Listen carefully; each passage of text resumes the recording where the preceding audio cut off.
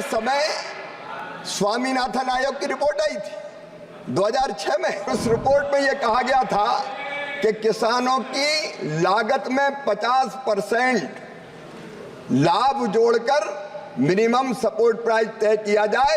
इनकी सरकार ने इनकार कर दिया था माननीय अध्यक्ष महोदय के नहीं किया जा सकता, इनकार कर दिया था।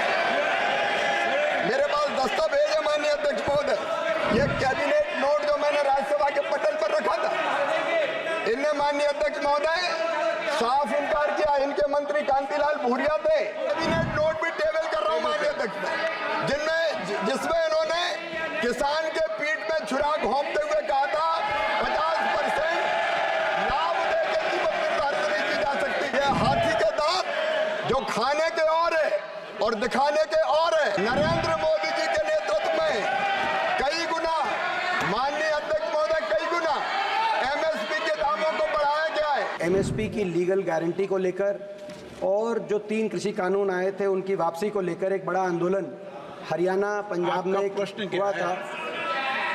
अभी माननीय मंत्री जी कह रहे थे कि हरियाणा के किसान को नमन भी कर रहे थे, और उससे पहले प्रश्न के उत्तर में उन्होंने कहा प्रत्येक मानव जीवन अनमोल है। इस आंदोलन में 750 किसानों की जान कुर्बान हुई थी, जिसमें से ज़्यादातर हरियाणा और पंजाब, पश्चिमी उत्तर प्रदेश और राजस्थान के किसान थे।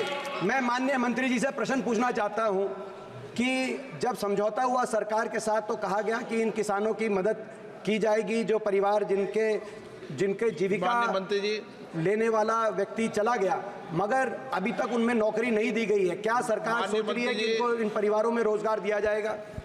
माननीय अध्यक्ष महोदय, गए थे हरिभजन को औटन लगे कपास। इस प्रश्न का मजाक नहीं है,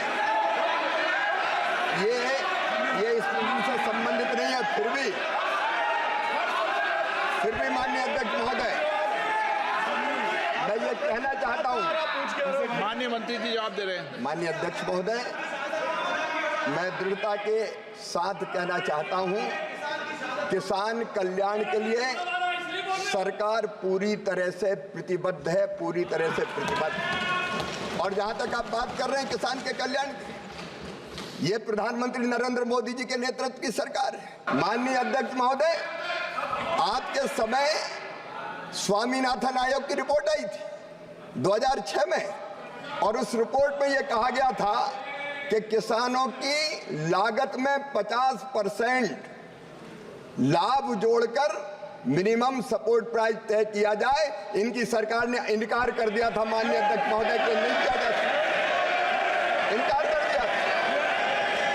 मेरे पास दस्तावेज है माननीय अध्यक्ष महोदय, ये कैबिनेट नोट जो मैंने राज्यसभा के पटल पर रखा था, इनने माननीय अध्यक्ष महोदय साफ इनकार किया। इनके मंत्री कांतिलाल भूरिया थे, उन्होंने कहा कि 50% मुनाफा जोड़कर नहीं दिया जा सकता।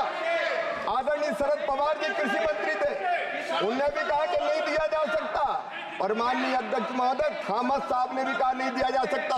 ये कैबिनेट नोट इनकी सरकार का, जिसमें इन्होंने कहा था एमएसपी उत्पादन की भारित औसत लागत कम से कम 50% होना चाहिए। इन्होंने कहा 50% की वृद्धि निर्धारित करने से मंडी में विकृति आ जाएगी, और ये किसी कीमत पर नहीं दिया जा सकता। ये हाथी के दांत जो खाने के और दिखाने के और है। नरेंद्र मोदी जी के नेतृत्व में कई गुना, माननीय अध्यक्ष महोदय, कई गुना एमएसपी के दामों को बढ़ाया गया है। बाजरा का एमएसपी मूल्य जब ये किसानों की बात करते हैं तब 1250 था, हमने बढ़ा के 2625 रुपया कर दिया है। जौ का समर्थन मूल्य इनके समय 1100 था, हमने बढ़ा के 1850 कर दिया है।